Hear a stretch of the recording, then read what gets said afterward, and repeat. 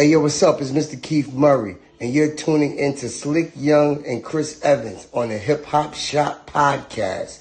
Death Squad LOD, Hip Hop Shop Podcast. Word up, peace.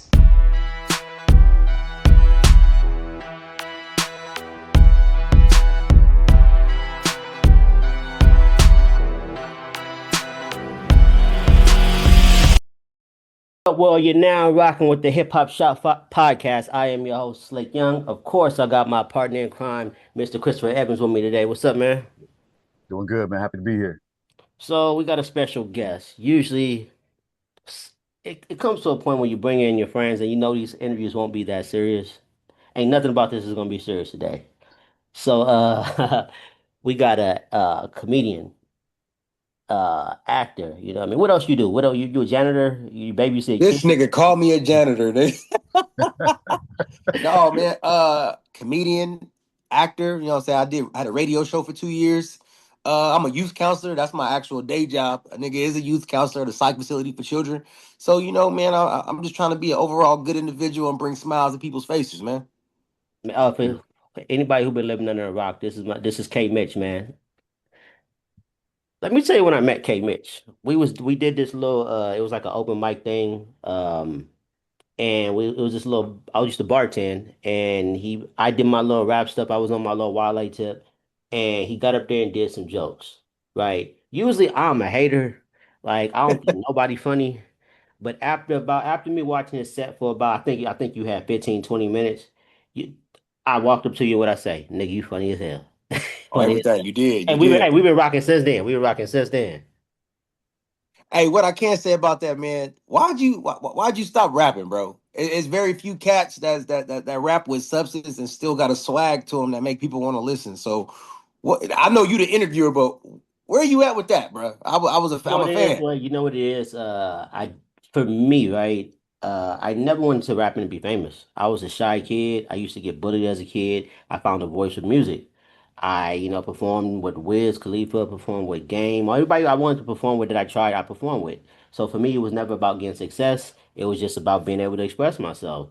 I fell in love with things like football and coaching kids. I fell in love with interviewing, podcasting, so for me, it was just, I never stopped rapping. I got a whole library full of music right now, and I think I'm going to put it out real soon. I don't want to, like I tell my friends, never J electronic yourself, never detox yourself, and say you're going to. Right. So I think it's Hmm. time. It's about that time. And right now, Yeah. it's no age to this rap game. Everybody coming out with something now, so I might as well see what I can do. May as well. Yeah, definitely. I dibbled and dabbled a little bit. That people don't even know. I got a Bakersfield Music Award, but that's not near. That's here nor there. You feel We're me? gonna, hey, we'll talk about the class clowns in a second, and what y'all accomplished. For sure. How long you been doing comedy, man? How long you been, I'm on doing? year 7.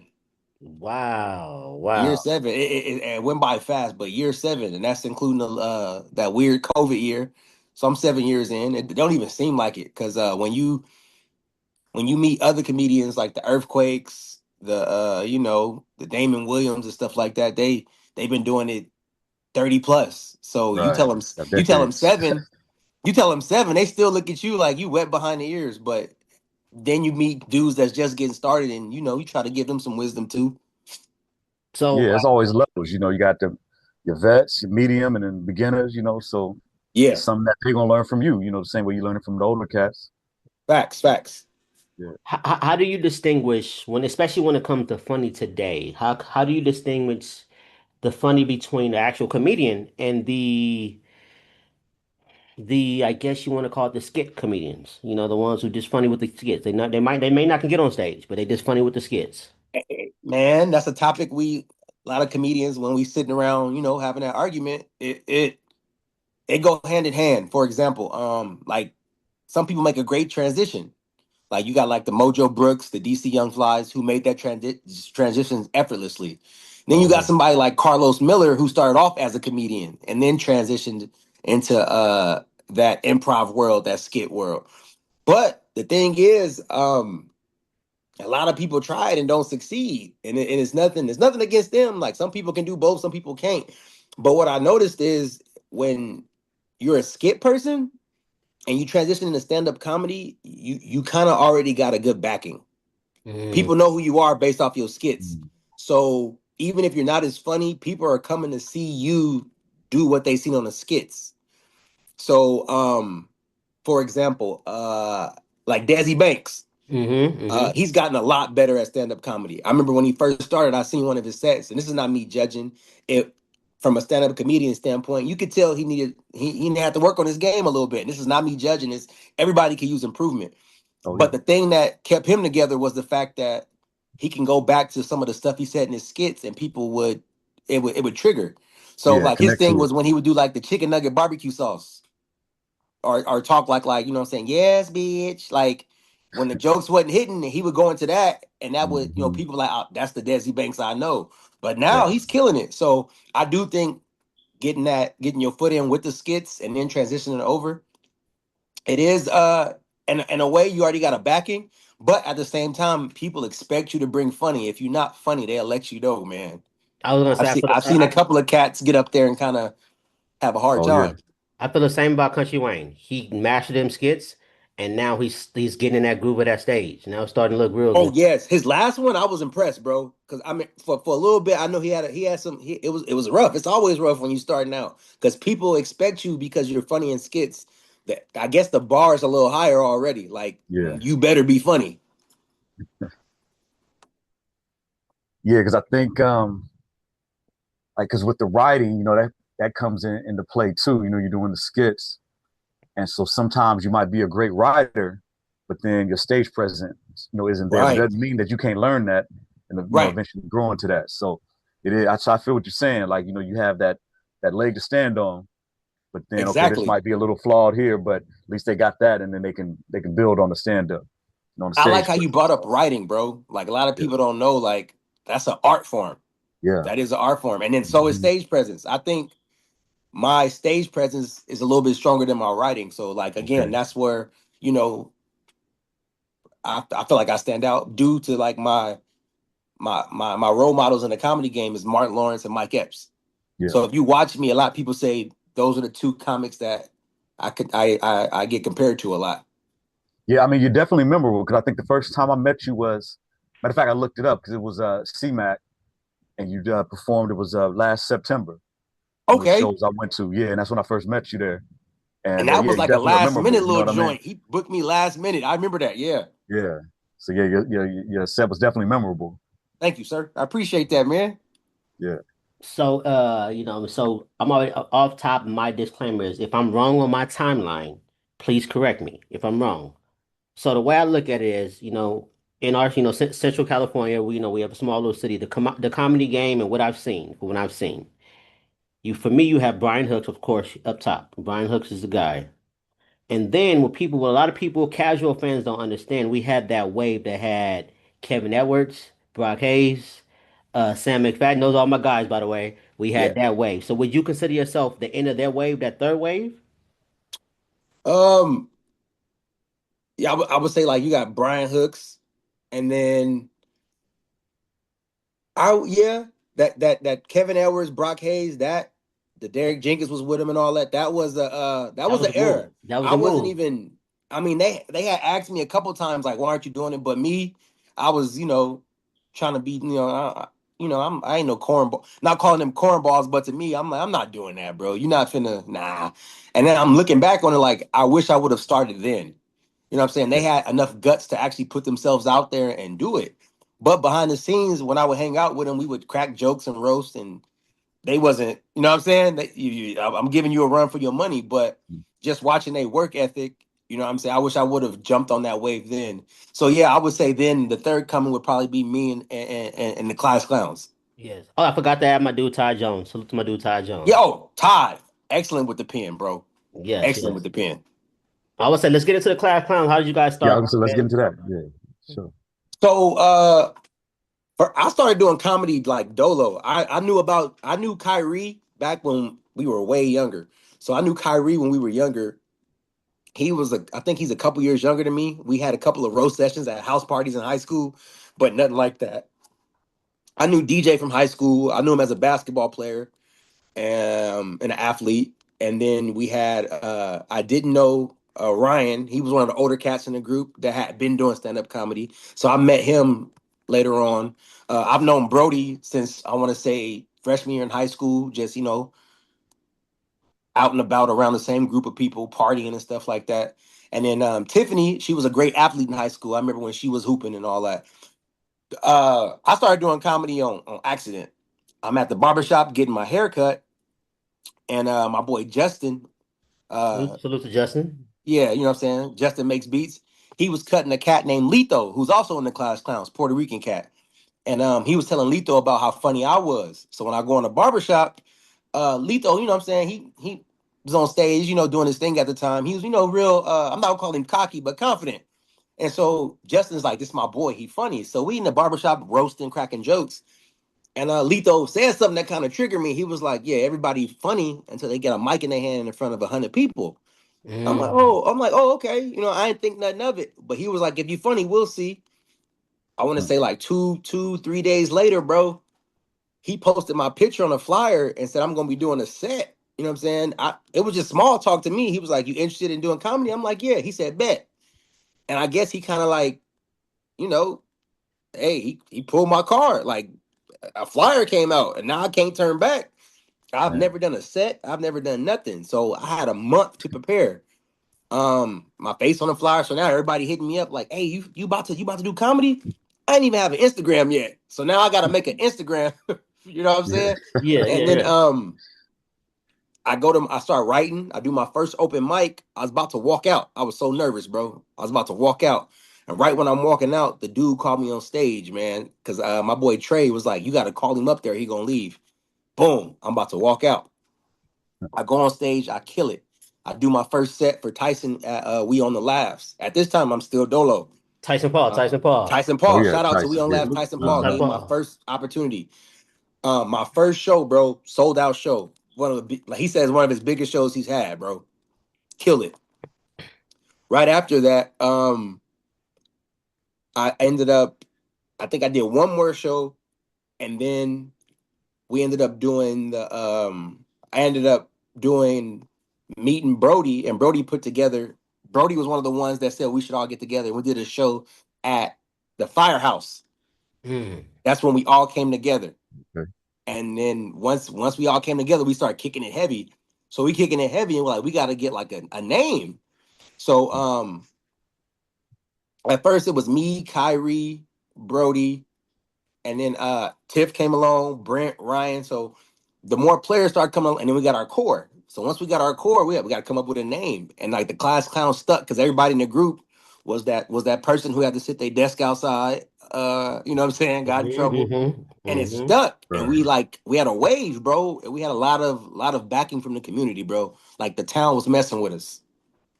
Now that class clown era was a movement, and then you slowly ventured into radio. You know what I mean? And how was that? So many avenues, man. Yeah. How was that transition?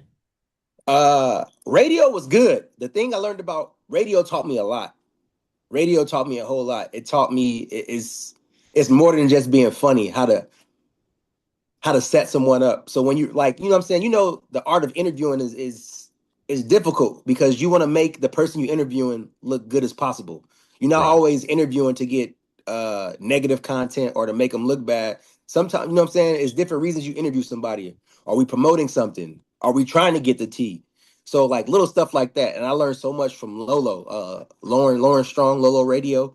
She taught me a lot when it came to radio on how to just conduct myself, interview people, um the language to use. I learned so much about like the FCC and cussing and all that Oh stuff. yeah. So all of that was like a dope experience to where it allowed me to end up getting my own show. And me and Sammy had our own show, the Saturday Switch with Samco and K Mitch, and that was awesome, bro. That was a great experience. I know Yep. I know I want to let Chris ask his question, but I want to give you something that you didn't know. So before we did this hip hop shop podcast, we did the B-side interviews. Okay. So the B-side interview really was brought apart, came together because of you guys. Let me tell you why. So we met with the 103 Good Nine guy. We're not gonna say his name. We met with him, Okay. and we had a show on the table. It never came through. 2 weeks later, I seen him introduce your show. I still want to do video. I still want to do radio, so I reached out to a few people. We ended up going on 103. No, 98.1 with Danny Hill. Okay. Yeah, so because of like I said, we had an interview with the same dude. You guys got the job, we didn't. I was okay with that because I messed with you anyway. I just wanted Whoa. See, I and didn't even know that. behind the scenes is crazy, man. This And city's it's crazy because I thought radio for me was more of a it got my name out there on a different level, like on a professional level. Like, Right. oh, you're in a radio. It gave me some credibility to put behind the comedy. But and if you know, radio is a hard grind. Ain't no money in radio. And the station I worked for was under the Cesar Chavez Foundation. So Campesina got all the money first. The Hispanic radio station got all the money first. So we was getting whatever was left. So Yeah. yeah, it was tough, man. But it was some good experiences. but That's Yeah. I crazy, bro. was. I didn't know that. I will say though, for what you guys show was for that station, you guys would have did better than what our premise of our show was. So, you know what I mean? I salute you for that. Yeah. I Yeah. appreciate I was that, gonna say. man. Yeah, I heard the same story, man. About it's tough. With radio. Financially, and but like you said, it's that experience and getting the name out there. And, you Right. know, And there's other then benefits we too. had got sorry, I didn't mean to cut you off. My bad, Oh big no, no, bro. no, you good. We had ended up getting I think we was the number one station weekend radio Yeah. show in central from of course not LA, but anywhere after LA all the way up to Fresno. We was the number one show, which is not Okay, not many, but it was something to, that's still hang, yeah, hang our it's hats something to be to. proud of. I mean, Yeah, we got yeah, to where we was true. giving out we gave out the Kanye West tickets. That was big for us because Yeah, Bakersfield don't get you're not doing something big like that. So we had to right. a chance to give out some Kanye West tickets. I thought it was cool to have Yeah, my name that is attached to cool. giving out tickets to somebody from the town. Hmm. Yeah, I was gonna kind of go back with the comedy. I know you were saying how your stage presence you feel is stronger than your writing. So, is there currently anything you do right now, like exercises or things you do to tighten up your writing, so one day you'll feel like it's on par with your stage presence? Like any kind of just time, your time when you're not on stage, are you putting into your writing more, or is that something you're just kind of going with the flow at the moment, or are you actually actively working to improve that? I try the thing about writing for me, I write to remember. I'm not gonna lie, I write to remember. The substance, I know my lane when it comes to comedy. I'm not for lack of a better term, like the Chappelle comedy. Mm-hmm. Chappelle can go up there and sit down and light a cigarette and go to work. You know what I mean? Right, right. And that's just how he delivers. I like to compare my boy DJ like that. My boy DJ he can write. You know what I'm saying? He's a thinker, Mm-hmm. double entendres and stuff like that. He's really good at it. I can do it a little bit, but for me, a lot of my comedy comes from storytelling, Yeah, personal experiences with a twist. I'll add some extras to it, but I do like to write just to see what ways I can go with a joke and how I can bring it in. And a lot of times you get time restraints. So you may have to take a 3 minute joke and knock it down to one due to the yeah, fact that, you know what I'm saying, right. somebody only wants you on stage for 5 to 8 minutes. So in Mm-hmm. that aspect, I do write to see what I can cut out the fluff Okay. and get straight to my punchline. Yeah. And what you were saying about your style, actually, I love that style of comedy. 'Cause I'm a storyteller myself, not a comedian, but I Right. write and I love telling stories. And I'm out at an event or something, the little anecdote or whatever. But yeah, so I love comedy like that, where it's telling the story, but then you got the little jokes punched in there, and you got your punchline at the end. Right. That pays And off. I tried the Chappelle stuff, man, and because you try different things when you're starting out trying to fill it out. And for Yeah, me, I'm like, I need more laughs. right. I need that crowd engagement. Yeah, Okay, right. okay. So what I want to first you do, I want to do some rapid fire with you. Whatever first thing that pops in your mind, I just want you to say. So Bet, bet. you from a comedian venturing into acting now. I want to put you in a scenario. Passion project. You have your favorite director that you would love to direct your movie. You'll be the star. Also, I want you to give me a co-star. Keep in mind this is all past, present, or living. So whoever pops in your mind pops in your mind. So what type of movie would you want to make? Ooh, ooh. I would have liked to work with John Singleton. John Singleton. Ryan Coogler. Uh, Who else? Michael Bay. So in any one of those three, I like. Okay. Um, Co-star. Yeah, the my co-star. co-star, I would want to do like a hmm. Who would I act? It depends. I would like to say I'm versatile when it comes to acting. Like I look at myself kind of like a, and it kind of sounds cliche, but I feel like I could either do the Ice Cube or the Mike Epps role in a movie, depending on what you need me for. Yeah, So I can, you know what I'm saying? I could be more how he was in All About the Benjamins when he was serious but kind of funny. Or I could be Mike Epps like a straight fool. So right. um that's tough. Uh I would like to do like a I've always had a dream of doing like a bad boys type of movie, but like up to date, more current, with like I don't want to be cliche. I do. I'm starting to like Michael B. Jordan's acting a whole lot more. But that's tough.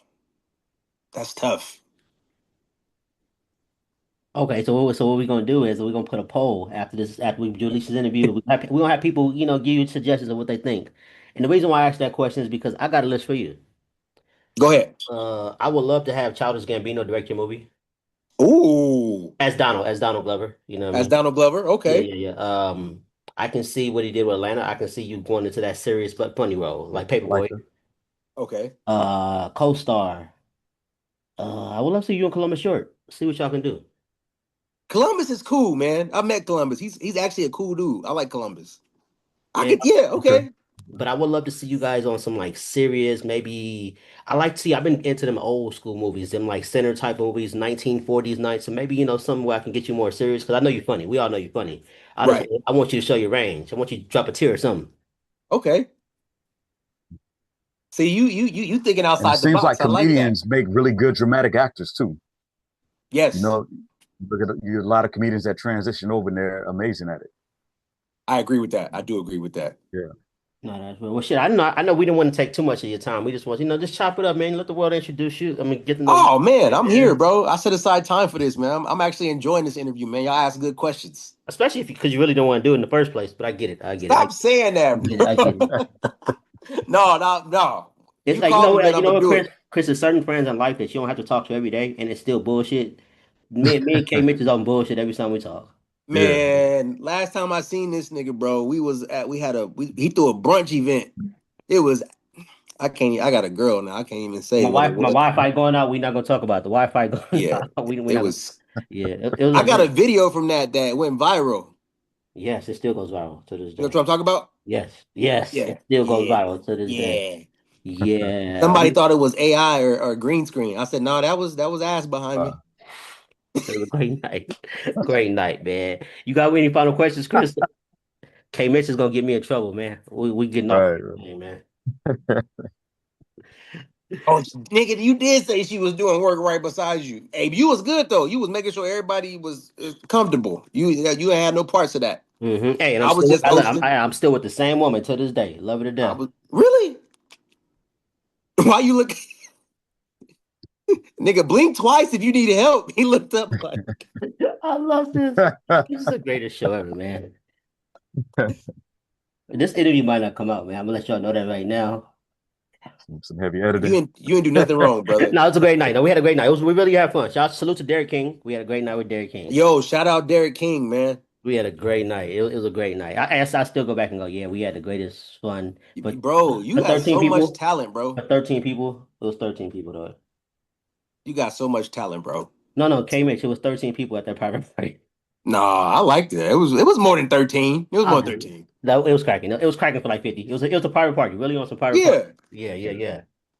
No, but no, honestly, man, it's a pleasure having you, man. Like I love it. Yeah, Like I said, definitely. anytime we gotta go have a drink, man. You a daddy now. We gotta talk about the kids. I'm a daddy now. Gotta talk about the Oh kids. yeah. This nigga said now, my daughter 13. Yeah, now. My daughter 13, my son is 10. I'm like, bruh, this, yeah. I need advice, man. I got a little boy, man, 6 years old, man. We gonna have to talk. Oh, most definitely, bro. Most definitely. I, Man, I appreciate y'all, man. I like what y'all doing, giving people a platform to express themselves and get some insight on what they got Right. going on, get some feedback, get to know them personally. I love that. man. Appreciate that. We definitely look forward to seeing everything you got going. And like I said, we got to link up. We got to all link up soon. We in the same city. We got to link up, man. Right. So, yeah, a Say lot of people aren't less. local, but see, yeah, you local, so Oh yeah, Yeah. yeah. hey, hit me up. Hey, let me know when the next show is in town. We definitely come. July 17th, I'll be at Sonder. I got some I Uh, gotta get surgery on my eye, so I'm gonna take a little break. But July 17th, I'll be at Sonder.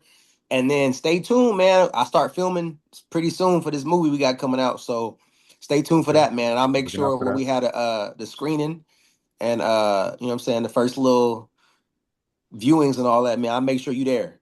But both of y'all, man, I'll make sure Right. y'all there.